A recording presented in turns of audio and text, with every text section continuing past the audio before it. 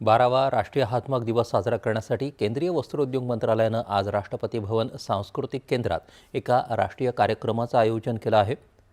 या कार्यक्रमाला राष्ट्रपती द्रौपदी मुर्मू प्रमुख पाहुण्या म्हणून उपस्थित राहणार असून केंद्रीय वस्त्रोद्योग मंत्री गिरिराज सिंह आणि राज्यमंत्री पवित्र मार्गरेटा हे देखील या कार्यक्रमाला उपस्थित राहतील।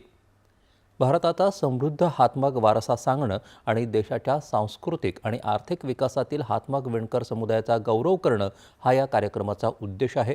या कार्यक्रमात 2025 सालचे संत कबीर हातमाग पुरस्कार आणि राष्ट्रीय हातमाग पुरस्कार वितरण केले जाणार आहे। यावेळी भारताच्या हातमाग परंपरांचं जतन तसंच कारागिरी आणि नाविन्यपूर्ण कार्यासाठी हातमाग विणकरांना एकूण 22 पुरस्कार प्रदान केले जातील। तसंच देशातील समृद्ध आणि वैविध्यपूर्ण हातमाग विणकाम परंपरांचं दर्शन घडवणारी 4 स्मृती टपाल तिकीटही जारी केली जाणार आहेत।